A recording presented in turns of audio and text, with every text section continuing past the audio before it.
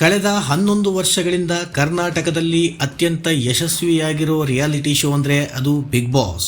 ಆದರೆ ಈ ಕಾರ್ಯಕ್ರಮದ ಮೂಲ ಪರಿಕಲ್ಪನೆ ಶುರುವಾಗಿದ್ದು ಸುಮಾರು 80 ವರ್ಷಗಳ ಹಿಂದೆ. ಅಂದರೆ ರಿಯಾಲಿಟಿ ಶೋ ಅನ್ನುವ ಕಾನ್ಸೆಪ್ಟ್ ಹುಟ್ಟೋದಕ್ಕೂ ಮೊದಲೇ. ಹಾಗೆ ನೋಡಿದ್ರೆ ರಿಯಾಲಿಟಿ ಶೋ ಅಲ್ಲ, ಆ ಕಾಲಕ್ಕೆ ಅಸಲಿಗೆ ಇನ್ನೂ ಟಿವಿನೇ ಇರಲಿಲ್ಲ. ಹೀಗಿರುವಾಗ ಬಿಗ್ ಬಾಸ್ ಪರಿಕಲ್ಪನೆ ಆಗಲೇ ಶುರುವಾಗಿತ್ತು ಅಂದರೆ ನಾವು ಕತೆ ಕಟ್ತಾ ಇದ್ದೀವಿ ಅಂತ ನಿಮಗೆ ಅನಿಸಬಹುದು. ಆದರೆ ಇದು ಕಟ್ಟುಕತೆಯಲ್ಲ, ಸಂಪೂರ್ಣ ಸತ್ಯ. ಬಿಗ್ ಬಾಸ್ನ ಸಂಪೂರ್ಣ ಇತಿಹಾಸವನ್ನು ಆಫ್ ದ ರೆಕಾರ್ಡ್ ತಂಡ ಕಲೆ ಹಾಕಿ ನಿಮ್ಮ ಮುಂದೆ ಇಡ್ತಾ ಇದೆ. ಈ ವಿಡಿಯೋವನ್ನು ಗಮನವಿಟ್ಟು ನೋಡಿ, ಯಾಕಂದರೆ ಬಿಗ್ ಬಾಸ್ನ ಆ ಕಲ್ಪನೆಗೂ ನಮ್ಮ ದೇಶ ಭಾರತಕ್ಕೂ ಹಳೆಯ ಸಂಬಂಧ ಹೊಂದಿದೆ.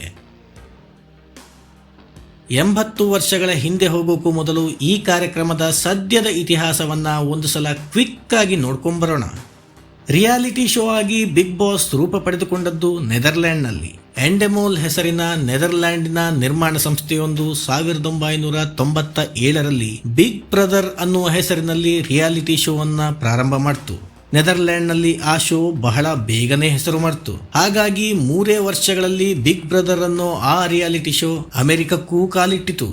ಅಲ್ಲಿಂದ ನಂತರ ಈ ಶೋ ಅದೆಷ್ಟು ಬೇಗ ಖ್ಯಾತಿಯನ್ನು ಪಡೆಯಿತು ಅಂದರೆ ಇವತ್ತು ವಿಶ್ವದ 63 ದೇಶಗಳಲ್ಲಿ ಬಿಗ್ ಬ್ರದರ್ ರಿಯಾಲಿಟಿ ಶೋ ಪ್ರಸಾರವಾಗ್ತಾ ಇದೆ. ಆದರೆ 2004ರಲ್ಲಿ ಈ ಪರಿಕಲ್ಪನೆ ಮೊದಲಿಗೆ ಹಿಂದಿಯ ಮೂಲಕ ಭಾರತಕ್ಕೆ ಕಾಲಿಡುವಾಗ ಬಿಗ್ ಬ್ರದರ್ ಬದಲು ಅದು ಬಿಗ್ ಬಾಸ್ ಆಯಿತು.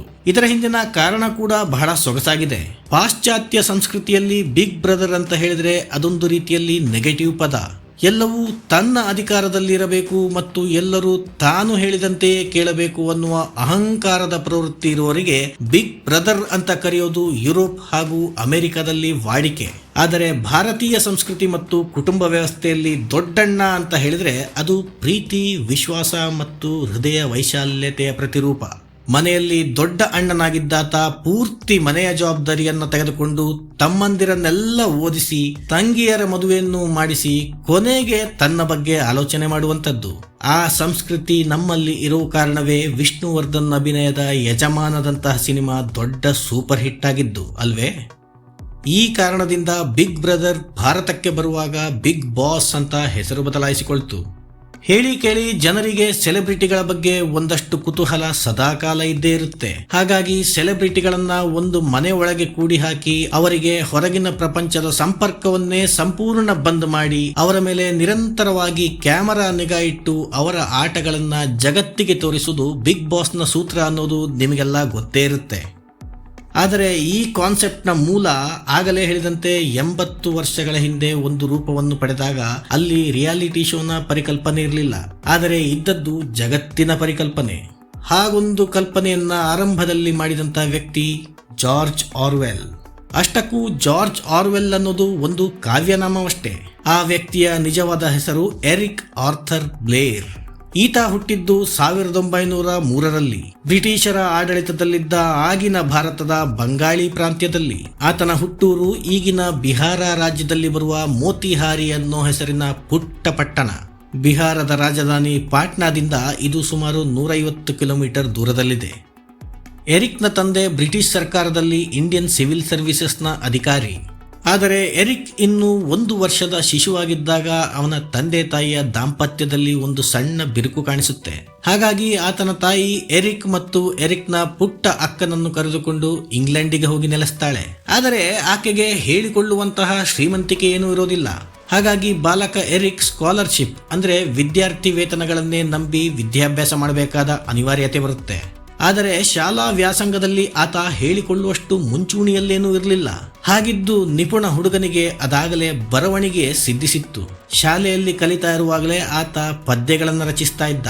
ಹೀಗಿದ್ದರೂ ಶಾಲಾ ವ್ಯಾಸಂಗದಲ್ಲಿ ಆತ ಹಿಂದೆ ಇದ್ದ ಕಾರಣ ಅವನಿಗೆ ಒಂದು ಹಂತದಲ್ಲಿ ವಿದ್ಯಾರ್ಥಿ ವೇತನ ಬರೋದು ನಿಂತೇ ಹೋಯಿತು. ಇದರಿಂದಾಗಿ ದುಡಿಮೆಗೆ ಇಳಿಯುವುದು ಅವನಿಗೆ ಅನಿವಾರ್ಯವಾಯಿತು. ಈ ಕಾರಣದಿಂದ ದುಡಿಮೆಗಾಗಿ ಆತ ದೇಶಾಂತರ ಹೋಗೋಕೆ ತೀರ್ಮಾನಿಸ್ತಾನೆ. ಹಾಗೆ ದೇಶಾಂತರ ಹೋಗೋಕೆ ಆತ ಹತ್ತಿದ ಹಡಗು ಹೊರಟಿದ್ದು ಭಾರತದ ಕಡೆಗೆ. ಭಾರತದಲ್ಲಿ ಇದ್ದ ಬ್ರಿಟಿಷ್ ಸರ್ಕಾರ ಬ್ರಿಟನ್ನಿನ ಅದೆಂಥ ಮುಟ್ಟಾಳನಿಗೆ ಆದರೂ ಕೆಲಸ ಕೊಡುತ್ತೆ ಅಂತ ಆತನಿಗೆ ಅವನ ಸ್ನೇಹಿತರು ಹೇಳಿದರು. ಆ ಮಾತನ್ನು ನಂಬಿ Eric Arthur Blair imperial police services ಪರೀಕ್ಷೆಯನ್ನು ಬರೀತಾನೆ. ಆ ಪರೀಕ್ಷೆಯಲ್ಲಿ ಆತ ಪಾಸೂ ಆಗ್ತಾನೆ. ಈ ರೀತಿಯಾಗಿ ಭಾರತಕ್ಕೆ ಬಂದು ಸೇರಿದ ಎರಿಕ್ ಆರ್ಥರ್ ಬ್ಲೇರ್ನನ್ನ ಬ್ರಿಟಿಷ್ ಸರ್ಕಾರ ಕಳಿಸೋದು ಬರ್ಮಾ ಪ್ರಾಂತ್ಯಕ್ಕೆ. ಬರ್ಮಾದಲ್ಲಿ ಬ್ರಿಟಿಷರ ಆಡಳಿತದಲ್ಲಿದ್ದ ತೈಲ ಕಂಪನಿಯ ಸುರಕ್ಷತೆಯನ್ನ ನೋಡಿಕೊಳ್ಳುವುದು ಎರಿಕ್ ಆರ್ಥರ್ ಬ್ಲೇರ್ನ ಮುಖ್ಯ ಕೆಲಸವಾಗಿತ್ತು. ಹೀಗಿರುವಾಗ ಕವಿ ಹೃದಯವಿದ್ದ ಆತನಿಗೆ ಬ್ರಿಟಿಷ್ ಸರ್ಕಾರದ ದಬ್ಬಾಳಿಕೆಯನ್ನ ಗಮನಿಸೋಕೆ ಹೆಚ್ಚು ಕಾಲ ಬೇಕಾಗಲಿಲ್ಲ. ಬರ್ಮಾ ಆಯಿಲ್ ಕಂಪನಿ ದುಡ್ಡು ಉಳಿಸುವ ಸ್ವಾರ್ಥಕ್ಕಾಗಿ ಸಲ್ಫರ್ ಡೈಆಕ್ಸೈಡ್ ಅನ್ನುವ ಕೆಮಿಕಲ್ ಅನ್ನ ಬೇಕಾಬಿಟ್ಟಿಯಾಗಿ ಪರಿಸರಕ್ಕೆ ಬಿಡ್ತಾ ಇತ್ತು. ಇದರಿಂದಾಗಿ ಸುತ್ತಲಿನ ಪರಿಸರ ಹಾಳಾಗೋದು ಅಲ್ಲದೆ ಸ್ಥಳೀಯರ ಆರೋಗ್ಯದ ಮೇಲೆ ಅದು ಪ್ರತಿಕೂಲ ಪರಿಣಾಮಗಳನ್ನು ಬೀರ್ತಾ ಇತ್ತು. ಬ್ರಿಟಿಷರು ಭಾರತದಿಂದ ಸಂಪತ್ತನ್ನ ಕೊಳ್ಳೆ ಹೊಡೆಯುವುದಕ್ಕಾಗಿ ತನ್ನಂತವರನ್ನು ಬಳಸಿಕೊಳ್ತಾ ಇದೆ, ಹಾಗಾಗಿ ತಾನು ಮಾಡ್ತಾ ಇರೋದು ಅನ್ಯಾಯದ ಕೆಲಸ ಅನ್ನೋದು ಎರಿಕ್ ಆರ್ಥರ್ ಬ್ಲೇರ್ಗೆ ಬಹಳ ಬೇಗ ಅರ್ಥವಾಗಿ ಬಿಡ್ತು. ಈ ಕಾರಣದಿಂದ ಆತ 1928ರಲ್ಲಿ ಅನಾರೋಗ್ಯದ ನೆಪವೊಡ್ಡಿ ಮತ್ತೆ ಇಂಗ್ಲೆಂಡಿಗೆ ಮರಳುತ್ತಾನೆ. ಹಾಗೆ ಇಂಗ್ಲೆಂಡಿಗೆ ಹೋದ ಆತ ಹೊಟ್ಟೆಪಾಡಿಗಾಗಿ ಆರಿಸಿಕೊಳ್ಳುವುದು ಪತ್ರಕರ್ತನ ವೃತ್ತಿಯನ್ನ. ಬಾಲ್ಯದಲ್ಲೇ ಬರವಣಿಗೆ ಅನ್ನೋದು ಸಿದ್ಧಿಸಿದ್ದ ಕಾರಣ ಅವನಿಗೆ ಪತ್ರಿಕೋದ್ಯಮ ಕಷ್ಟವೇನೂ ಆಗೋದಿಲ್ಲ. ಆ ವೃತ್ತಿಯ ಕಾರಣದಿಂದ ಆತ ಯುರೋಪಿನ ವಿವಿಧ ದೇಶಗಳಲ್ಲಿ ಸಂಚರಿಸ್ತಾನೆ. ಆಗ ಮೊದಲನೇ ಮಹಾಯುದ್ಧದ ಪಳೆಯುಳಿಕೆಗಳು ಅವನ ಗಮನ ಸೆಳೆಯುತ್ತೆ. ಅಲ್ಲದೆ ಯುರೋಪಿನ ನಾಯಕರಲ್ಲಿ ಆಗ ಇನ್ನೂ ಯುದ್ಧೋನ್ಮಾದ ದೊಡ್ಡ ಪ್ರಮಾಣದಲ್ಲಿತ್ತು.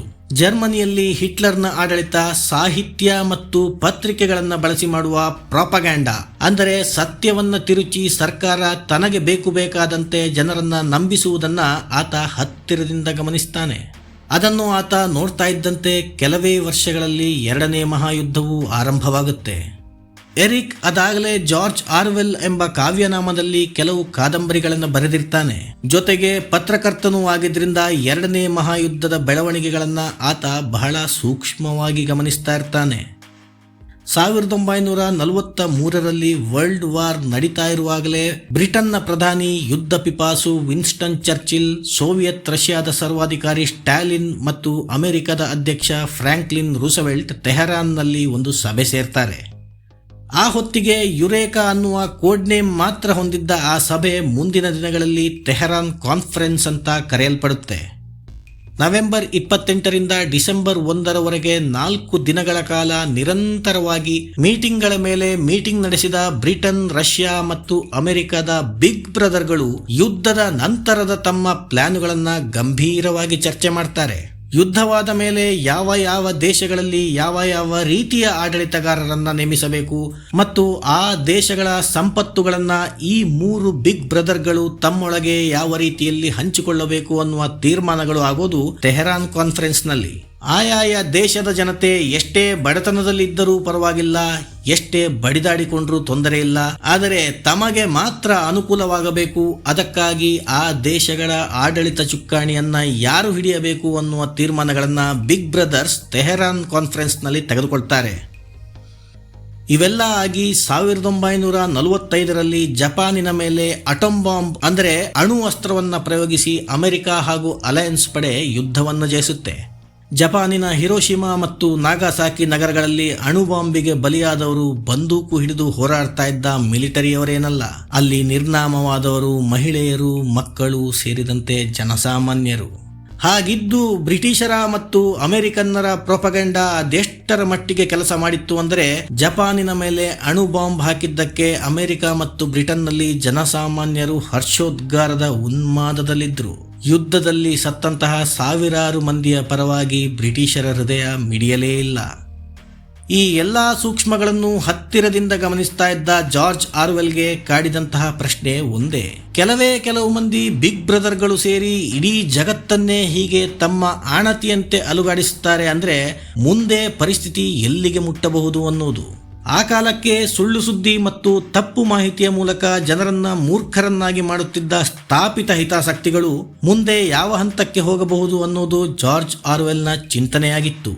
ಬಹುಶಃ ಮುಂದಿನ ದಿನಗಳಲ್ಲಿ ಜನರ ಮೇಲೆ ನಿರಂತರವಾಗಿ ಕಂಟ್ರೋಲ್ ಇಟ್ಟುಕೊಳ್ಳುವುದಕ್ಕಾಗಿ ಜನ ಕುಂತರು ನಿಂತರು ಕಿವಿಯೊಳಗೆ ಪಿಸುಗೊಟ್ಟಿದರು ಅದು ತಮಗೆ ಕೇಳಿಸುವಂತಹ ವ್ಯವಸ್ಥೆಯನ್ನ ಅಮೆರಿಕ ಮತ್ತು ಬ್ರಿಟನ್ನಂತಹ ಯುದ್ಧ ಪಿಪಾಸು ರಾಷ್ಟ್ರಗಳು ಕಂಡುಕೊಳ್ಳುತ್ತವೆ ಅನ್ನೋದನ್ನ ಆತ ಯೋಚಿಸಿದ್ದ. ಅವೆಲ್ಲವನ್ನೂ ಸೇರಿಸಿ ಅದಕ್ಕೊಂದು ಕಥಾರೂಪವನ್ನು ನೀಡಿ 1946ರಲ್ಲಿ ಜಾರ್ಜ್ ಆರ್ವೆಲ್ ಬರೆದ ಕಾದಂಬರಿಯೇ 1984. ಅದು 1948ರಲ್ಲಿ ಮೊದಲ ಬಾರಿಗೆ ಪ್ರಕಟವಾಗುತ್ತೆ. ಆದರೆ ತುಂಬಾನೇ ಫ್ಯೂಚರಿಸ್ಟಿಕ್ ಆಗಿದ್ದಂತಹ ಆ ಕಾದಂಬರಿ ಆ ಕಾಲಕ್ಕೆ ಜನರ ಮೇಲೆ ಅಂತಹ ದೊಡ್ಡ ಪರಿಣಾಮವನ್ನೇನು ಬೀರಲಿಲ್ಲ. ಆದರೆ ಮುಂದಿನ ದಶಕಗಳಲ್ಲಿ ಯುದ್ಧಗಳು ಮತ್ತಷ್ಟು ಹೆಚ್ಚಾಗಿ ಮತ್ತಿನ್ನೊಂದಷ್ಟು ಸರ್ವಾಧಿಕಾರಿಗಳು ಹುಟ್ಟಿಕೊಂಡಾಗ ಜಾರ್ಜ್ ಆರ್ವೆಲ್ನ 1984 ಕಾದಂಬರಿ ಹೆಚ್ಚೆಚ್ಚು ಮಂದಿಗೆ ಅರ್ಥವಾಗೋಕೆ ಶುರುವಾಯಿತು.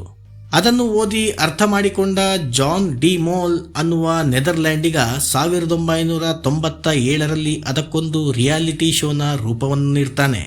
ಜನರ ಮೇಲೆ ದಿನದ 24 ತಾಸು ನಿಗಾ ಇಟ್ಟು ಅವರನ್ನ ತನ್ನ ಆಣತಿಯಂತೆ ಕುಣಿಸೋ ರಿಯಾಲಿಟಿ ಶೋಗೆ ಬಿಗ್ ಬ್ರದರ್ ಅಂತಾನೆ ಹೆಸರಿಟ್ಟ.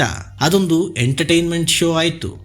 ಭಾರತದಲ್ಲೂ ಈಗ ಬಿಗ್ ಬಾಸ್ ಒಳ್ಳೆ TRPಯನ್ನು ಪಡೆದುಕೊಳ್ತಾ ಇದೆ. ಸುಮಾರು 16 ಭಾಷೆಗಳಲ್ಲಿ ಈ ಶೋ ಪ್ರಸಾರವಾಗ್ತಾ ಇದೆ. ವಿಪರ್ಯಾಸ ಅಂದ್ರೆ ಯಾವುದು ಆಗಬಾರದು ಅಂತ ಜಾರ್ಜ್ ಆರ್ವೆಲ್ ಅಂದುಕೊಂಡಿದ್ನೋ ಈಗ ಅದೇ ಆಗ್ತಾ ಇದೆ. ಜನ ಮಾಡೋ ಕೆಲಸ ಬಿಟ್ಟು ಬಿಗ್ ಬಾಸ್ ನೋಡ್ತಾ ಕಾಲ ಕಳೀತಾ ಇದ್ದಾರೆ.